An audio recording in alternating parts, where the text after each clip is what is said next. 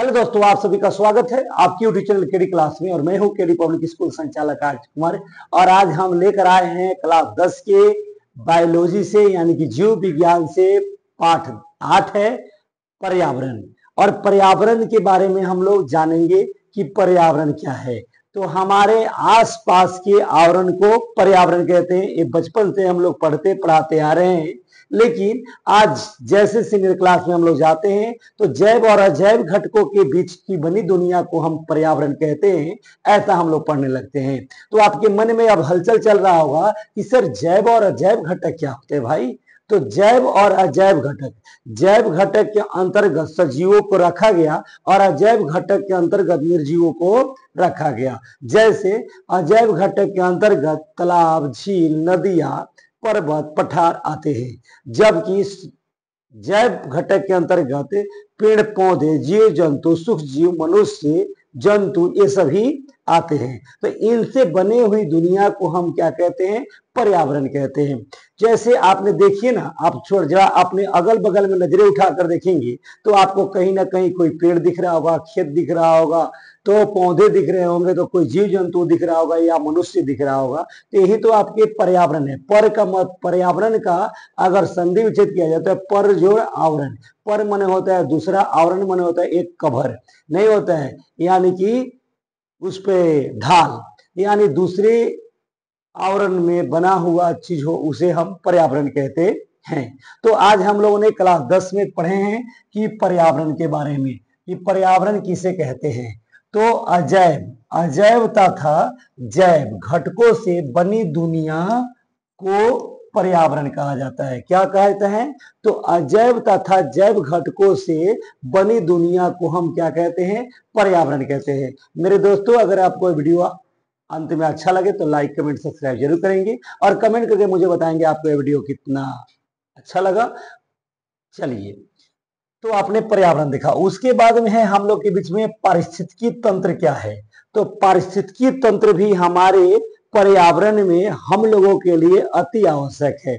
पारिस्थितिकी तंत्र हमारे पर्यावरण को संतुलित बनाने में सहयोग करते हैं। अगर पारिस्थितिकी तंत्र के एक भी अंग गड़बड़ हो जाए तो हम लोग का जीवन दूभर हो जाएगा। जैसे आप देखिए ना कि पारिस्थितिकी तंत्र जैव तथा अजैव घटक ही मिलकर बने हुए हैं, जिसमें अगर किसी पादप को, पादप यानी वो पेड़ पौधों को अगर हम लोग काट दे तो क्या होगा?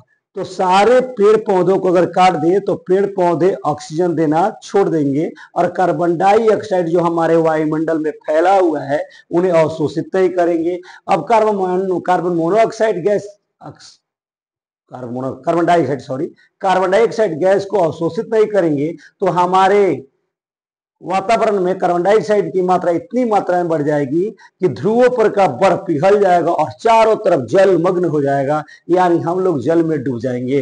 तो इस प्रकार आप देख पा रहे होंगे कि पारिस्थितिक तंत्र के संतुलित रहना बहुत आवश्यक है। चलिए, मैं इसके बारे में एक नेक्स्ट वीडियो बनाऊंगा और उसमें मैं बताऊंगा कि इनका अगर पारिस्थितिक तंत्र की असंतुलन हो जाए तो क्या होगा। चलिए, अगला क्वेश्चन है कि पारिस्थितिक तंत्र क्या है।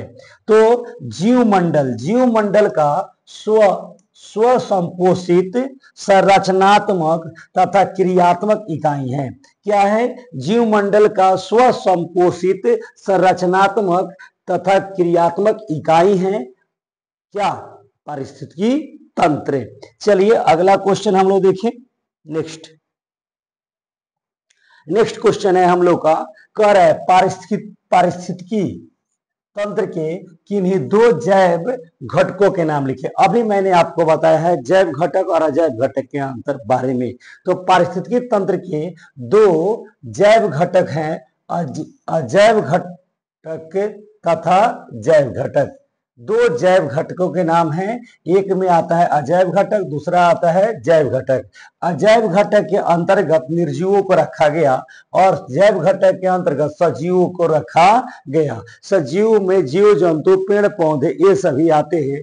निर्जीव में तालाब, नदियां, झील, ये सभी आते हैं। तो पारिस्थितिकी तंत्र के किन्हीं दो जैव घटक कौन कौन है? तो अजैव घटक और दूसरा जैव घटक है। चलिए, अगला क्वेश्चन है, बिना विलंब किए हुए हम लोग आगे चले। पारिस्थितिकी तंत्र के किन्हीं तीन अजैव अब यहाँ था जैव घटक, ध्यान दीजिएगा, यहाँ पारिस्थितिकी तंत्र के जैव घटक के नाम था, और यहाँ पूछ रहा है पारिस्थितिकी तंत्र के किन्हीं 3 अजैव घटकों के नाम लिखे। तो पारिस्थितिकी तंत्र के 3 अजैव घटक हैं, भौतिक वातावरण, क्या है, भौतिक वातावरण, दूसरा है पोषण, तीसरा है जलवायु। यही हमारे पारिस्थितिकी तंत्र के 3 अजैव घटक हैं। कौन कौन, भौतिक वातावरण, दूसरा पोषण, तीसरा जलवायु है। चलिए अगला क्वेश्चन,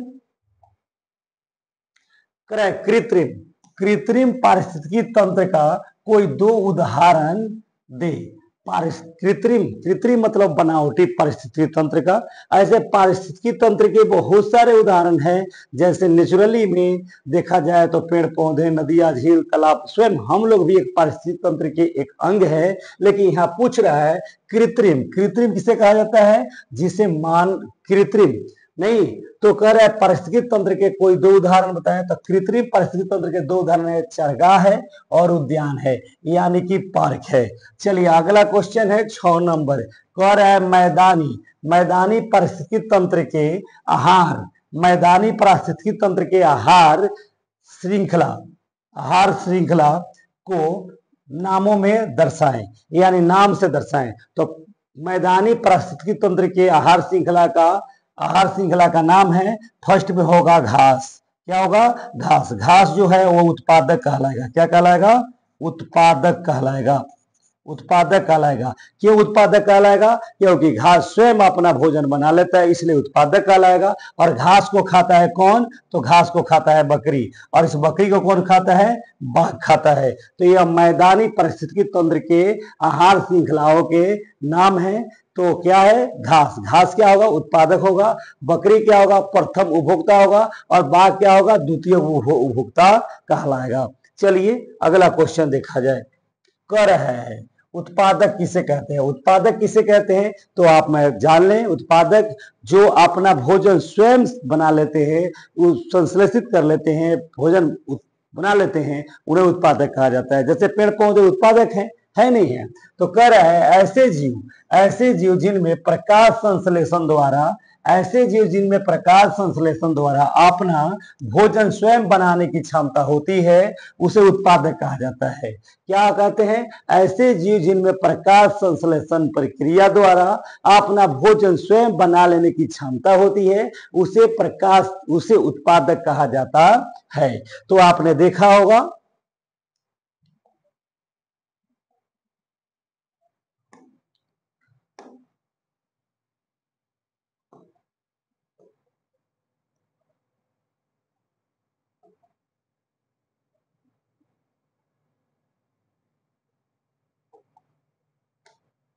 तो बता रहा है कि उत्पादक किसे कहते हैं, तो ऐसे जीव, क्या है, ऐसे जीव जिनमें प्रकाश संश्लेषण द्वारा अपना भोजन स्वयं बनाने की क्षमता होती है, उसे हम क्या कहते हैं, उत्पादक कहते हैं। फिर से एक बार रिकॉल कर लें हम लोग, ऐसे जीव जो प्रकाश संश्लेषण प्रक्रिया द्वारा अपना भोजन स्वयं बना लेते हैं, उन्हें हम उत्पादक कहते हैं। जैसे पेड़ पौधे हैं, पेड़ पौधों को अपना भोजन बनाने के लिए किसी भी पर आश्रित नहीं होते हैं, वो अपना भोजन स्वयं बना लेते हैं, इसलिए उत्पादक कहलाएंगे।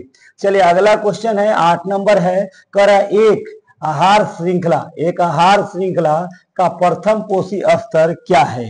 तो एक आहार श्रृंखला का प्रथम पोषी स्तर है उत्पादक, और ये उत्पादक कौन होते हैं, तो हरे पेड़ पौधे होते हैं, यह उत्पादक कहलाते हैं। चलिए अगला क्वेश्चन है, कर है कोई 2 जैव अनिम्नीकरणीय अपशिष्टों के नाम लिखे, कोई 2 जैव अनिम्नीकरणीय अपशिष्टों के नाम लिखे। उत्तर है आपका, यह है जैव अनिम्नीकरणीय पदार्थ है प्लास्टिक के थैले, जिसमें आप बाजार से सब्जियां खरीद कर लाते हैं, वह थैले प्लास्टिक के जैव अनिम्नीकरणीय अपशिष्ट पदार्थ है। उसे अगर आप धरती पर फेंकते हैं तो धरती की मिट्टी की उर्वरक क्षमता को खत्म कर देता है नहीं, और उसे अगर आप जलाते हैं तो उससे जले हुए धुएं आपके पर्यावरण में, वातावरण में फैल करके वह कार्बन मोनोऑक्साइड गैस उत्पन्न करते हैं। और कार्बन मोनोऑक्साइड गैस इतना घातक होता है, जिस आपके शरीर में हीमोग्लोबिन के साथ ऑक्सीजन शरीर के सभी अंगों में घूमते रहता है। कौन? O2 घूमते रहता है ऑक्सीजन, उसके जगह पर CO carbon monoxide gas, CO carbon monoxide gas यह आपके शरीर के में प्रवेश कर जाएगा और आपके शरीर में ऑक्सीजन की गति को अवरुद्ध कर देगा और आपकी दम घुटने लगेगी। यहां तक हो सकता है कि आपकी मृत्यु भी हो जाएगी। इसलिए यह सबसे घातक गैस है कार्बन मोनोऑक्साइड गैस। तो प्लास्टिक को जलाने पर भी वह आपको हानि पहुंचा सकता है, ऐसे भी फेंक देने पर हानि पहुंचा सकता है, क्योंकि वह न सड़ेगा न गलेगा। चलिए, तो आपका हो जाएगा कोई दो जैव अनिम्नीकरणीय अपशिष्टों के नाम बताएं। तो एक प्लास्टिक के थैले हो जाएंगे, दूसरा हो जाएगा बोतल। किस चीज के? तो प्लास्टिक के बोतल। किस चीज के? तो प्लास्टिक के बोतल हो जाएंगे आपका, प्लास्टिक के बोतल हो जाएंगे आपका, क्या हो जाएंगे? जैव अनिम्नीकरणीय अपशिष्ट हो जाएंगे। 10 नंबर क्वेश्चन देखिएगा, ओजोन स्तर का क्या महत्व है? तो ओजोन स्तर सूर्य से आने वाली हानिकारक पराबैंगनी किरणों को अवशोषित करती है। क्या करती है? ओजोन स्तर का क्या काम है? तो ओजोन स्तर सूर्य से आने वाली पराबैंगनी किरणों को अवशोषित करती है और उससे हम लोगों को रक्षा करती है। अगर जरा सोचिए, जिस प्रकार आप किसी टेंट में बैठे हैं, तो टेंट में बैठने के बाद सूर्य की रोशनी क्या होती है? सूर्य की रोशनी आप तक पड़ती है, लेकिन पूरी गर्मी ना पड़ करके कुछ अप्रत्यक्ष रूप से पड़ने लगती है। तो आपको गर्मी तो लगती है, लेकिन उतनी गति से गर्मी नहीं लगती है। उसी प्रकार हमारे वायुमंडल में हमारे ओजोन स्तर को हटा दिया जाए तो क्या होगा कि सूर्य की पराबैंगनी किरणें सीधी हमारे शरीर पर पड़ने लगेगी और उससे हमें त्वचा कैंसर और मोतियाबिंद जैसी बीमारियों का सामना करना पड़ जाएगा। तो कह रहे हैं ओजोन स्तर का क्या महत्व है? तो ओजोन स्तर सूर्य से, किससे? सूर्य से आने वाली हानिकारक पराबैंगनी किरणों, कौन सी किरण? पराबैंगनी किरणों को अवशोषित कर पृथ्वी पर के प्राणियों को बचाता है। किस पर के? पृथ्वी पर के प्राणियों को बचाता है। कौन बचाता है? तो ओजोन स्तर बचाता है।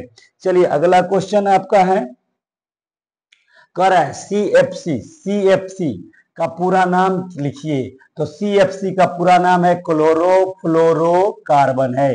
क्या है? क्लोरोफ्लोरोकार्बन है। CFC का पूरा नाम है क्लोरोफ्लोरोकार्बन है और यह अत्यंत घातक होता है। चलिए, 12 नंबर क्वेश्चन है, एक रासायनिक यौगिक का नाम लिखें जिसमें ओजोन, क्या चीज? ओजोन स्तर का क्षय होता है। तो एक रासायनिक यौगिक का नाम पूछ रहा है जिससे ओजोन स्तर का क्षय होता है, तो वह है क्लोरोकार्बन। क्या है? क्लोरोकार्बन या क्लोरोफ्लोरोकार्बन। ये दो हैं जो कि ओजोन स्तर का क्षय करने में बड़ा यह अपना योगदान निभा रहे हैं। और यह दिख रहे होंगे कि हमारे ओजोन परत के लिए कितना ये हानिकारक है। कौन? क्लोरोफ्लोरोकार्बन। इसे शॉर्टकट में आप CFC भी लिख सकते हैं, क्लोरोफ्लोरोकार्बन। चलिए, अगला क्वेश्चन देखा जाए बिना विलंब किए हुए। 13 नंबर क्वेश्चन है, पराबैंगनी विकिरणों से मनुष्य में कौन सा बीमारी होता है? कौन सी?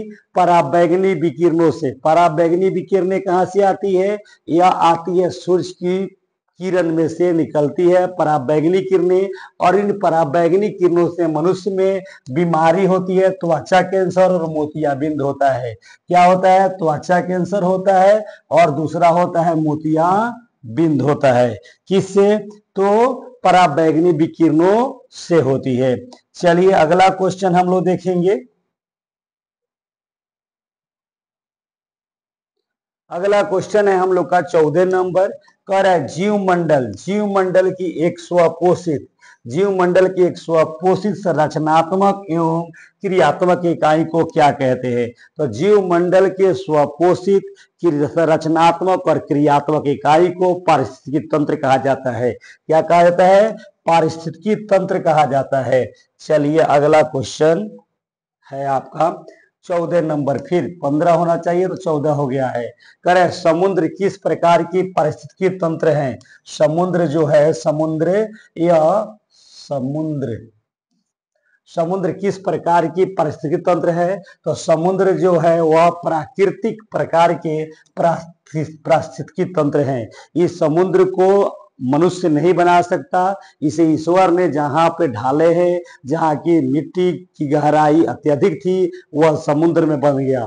आपको मालूम होना चाहिए जब पृथ्वी का निर्माण हो रहा था तो ऐसे ऊंचे स्थान जो ठोस बना वह चट्टान और पर्वत कहलाए, और वह स्थान जो सपाट थे वह मैदानी क्षेत्र कहलाए, और उनसे भी जो गड्ढे नीचे वाले जो स्थान थे वह समुद्र और नदियों में परिवर्तित हो गए। तो इस प्रकार की बात है कि पूछ रहा है समुद्र किस प्रकार की पारिस्थितिकी तंत्र है, तो यह प्राकृतिक प्रकार की पारिस्थितिकी तंत्र है। कह रहा है अपने पोषण के लिए उत्पादकों पर पूर्ण रूप से निर्भर रहने वाले जीव को क्या कहते हैं। उसे उपभोक्ता कहते हैं। हम क्या कहते हैं, उपभोक्ता कहते हैं। वह अपने पोषण के लिए उत्पादकों पर पूर्ण रूप में निर्भर रहता है। जैसे बकरी है, पेड़ पौधे को या घास को खाने के लिए उसी पर आश्रित रहती है, तो वह क्या कहलाएगी, उपभोक्ता कहलाएगी। और उत्पादक क्या कहलाएगा, तो पेड़ पौधे और घास कहलाएंगे। हम लोग भी क्या होता है, किसी न किसी चीज पर आश्रित रहते हैं। जैसे कि हम लोगों को भोजन करने के लिए किसी पेड़ पौधे की फल फूल या दाने की जरूरत होती है, तो हम लोगों को कभी किसी जीव जंतु के अंडे मांस मछलियों पर भी निर्भर हम लोग रहते हैं। तो हम लोग भी उत्पादक के दृष्टि से उत्पादक के श्रेणी में आएंगे। चलिए अगला क्वेश्चन है 22 नंबर। कह रहा है 16 नंबर क्वेश्चन है वैसे जीव जो पौधे जंतु दोनों खाते हैं क्या कहलाते हैं। तो ऐसे जीव जो पौधे और जंतु दोनों खाते हैं उन्हें सर्वभक्षी कहते हैं। क्या कहते हैं, सर्वभक्षी कहते हैं, यानी कि सब कुछ खाने वाला होता है। और जो पौधे को खाता है वो शाकाहारी, और जो जंतुओं को खाता है मांसों को खाता है उसे मांसाहारी, और जो पौधे और जंतु दोनों को खाता है उसे सर्वभक्षी कहा जाता है, या सर्वाहारी कह सकते हैं। क्या कह सकते हैं, सर्वाहारी। जैसे सर्वाहारी में मनुष्य आ जाएगा, कौन आ जाएगा, सर्वाहारी में मनुष्य आ जाएगा, आपको मालूम ही होगा, मनुष्य आ जाएगा, भालू आ जाएगा, नहीं, और कौवा आ जाएगा, और कौन आ जाएगा, बिल्ली आ जाएगी। ये सभी आ जाएंगे आपके सर्वाहारी के अंतर्गत आ जाएंगे। 17 नंबर का क्वेश्चन है, बिना विलंब किए हुए हम 17 नंबर क्वेश्चन की तरफ चले। करे जीवाणु और कवक जैसे सूक्ष्म जीव को क्या कहते हैं। जीवाणु और कवक जैसे सूक्ष्म जीव को क्या कहते हैं, तो इन्हें अपघटनकर्ता कहते हैं, अपघटक के अंतर्गत रखा गया है। इन्हें अपमार्जक भी कहते हैं, क्योंकि यही जीवाणु और सूक्ष्म जीव और कवक हैं जो किसी भी जीव जंतु के मरने के बाद उन्हें सड़ने गलने में सहयोग करते हैं। इसलिए इन्हें अपमार्जक या अपघटनकर्ता कहा जाता है। अगर पारिस्थितिक तंत्र से हटा दिया जाए तो क्या होगा, कोई भी जीव जंतु अगर मरेंगे, अगर फेंक दिया जाएगा तो ऐसे के ही ऐसे रहेंगे। उन्हें अपघटित करने में मदद ये बहुत करते हैं। इसलिए हमारे पारिस्थितिक तंत्र में सूक्ष्म जीव, कवक, जीवाणु और विषाणु की भी अति महत्वपूर्ण भूमिका है। चलिए अगला क्वेश्चन देखा जाए। कर 18 नंबर क्वेश्चन है, एक जलीय पारिस्थितिकी तंत्र के उत्पादक का कार्य कौन करता है। एक जलीय पारिस्थितिकी तंत्र में उत्पादक का कार्य कौन करता है, तो भैया ये वो है शैवाल ही है जो जलीय पारिस्थितिकी तंत्र में उत्पादक का काम करेगा। वह अपना भोजन प्रकाश संश्लेषण की प्रक्रिया द्वारा स्वयं बना लेते हैं सूर्य की उपस्थिति में, क्योंकि इनमें क्लोरोफिल नामक वर्णक पाया जाता है। क्या पाया है, क्लोरोफिल नामक वर्णक पाया जाता है, किसमें, शैवाल में। तो शैवाल है जो उत्पादक का कार्य करता है। चलिए 19 नंबर क्वेश्चन है हमारा, कर है रेडियोधर्मी पदार्थ किस प्रकार के अपशिष्ट हैं, तो यह अनिम्नीकरणीय अपशिष्ट हैं। क्या है, अनिम्नीकरणीय अपशिष्ट हैं। यह ना सड़ सकते हैं ना गल सकते हैं। यह हमारे पर्यावरण में जस के तस रह सकते हैं और हमारे पर्यावरण को हानि पहुंचा सकते हैं। चलिए अगला क्वेश्चन कर है 20 नंबर क्वेश्चन है, पृथ्वी तक पहुंचने वाली सौर ऊर्जा का, पृथ्वी तक पहुंचने वाली सौर ऊर्जा का कितना भाग उत्पादक ग्रहण कर रासायनिक ऊर्जा में परिवर्तित करते हैं। तो यह मात्र 1% है जो ग्रहण कर ग्रहण कर रासायनिक ऊर्जा में परिवर्तित करते हैं। कितना? 1%। जबकि आप 21 नंबर क्वेश्चन देखेंगे, आहार श्रृंखला, मैंने दोनों क्वेश्चन एक ही जगह लाया है, इसलिए लाया है कि पृथ्वी तक पहुंचने वाली सौर ऊर्जा का, पृथ्वी तक पहुंचने वाली सौर ऊर्जा का कितना भाग उत्पादक ग्रहण कर, कितना भाग उत्पादक, कौन सौर ऊर्जा को कौन ग्रहण करता है? तो उत्पादक करता है, उपभोक्ता तो करेगा नहीं, उत्पादक करता है और उसे रासायनिक ऊर्जा में परिवर्तित करता है, तो मात्र 1%। जबकि आहार श्रृंखला के प्रत्येक कोशीय स्तर पर कुल ऊर्जा का कितना हिस्सा अगले कोशीय स्तर को हस्तांतरित होता है? तो वह होता है 10%। कितना होता है? 10%। दोनों क्वेश्चन में विभिन्नताएं हैं और दोनों क्वेश्चन का मतलब भी अलग अलग है, इसलिए आप लोग कंपेरिजन करके रखेंगे, ये नहीं इसका उसका उसका इसका मार दें यहाँ परीक्षा में। तो आहार श्रृंखला, ये आहार श्रृंखला के लिए है, या पृथ्वी तक पहुंचने वाली सौर ऊर्जा का उत्पादक कितना भाग ग्रहण करता है और रासायनिक ऊर्जा में कितना प्रतिशत परिवर्तित करता है। एक और आहार श्रृंखला के प्रत्येक कोशीय स्तर पर कुल ऊर्जा का कितना हिस्सा अगले कोशीय स्तर को जाता है, तो यह है 10%। अगर जरा सोचिए, यही आप लोग नहीं समझ पाते होंगे, आहार श्रृंखला के प्रत्येक कोशीय स्तर पर कुल ऊर्जा का कितना हिस्सा अगले कोशीय स्तर को जाता है, तो अगले कोशीय स्तर को 10% जाता है। अगर जरा सोचिए, अगर मुर्गी खाने वाला व्यक्ति, यानी मुर्गी का मीट खाने वाला व्यक्ति, अगर मुर्गी को 1 लाख mg का दवा खिलाया जा रहा है,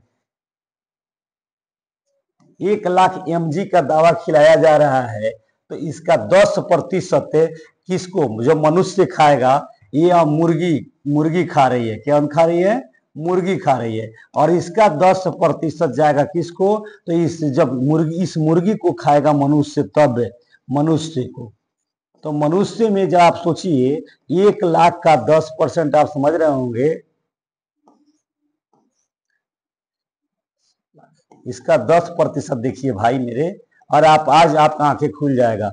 कितना हो गया? तो इसका 10,000 हो गया। कितना हो गया?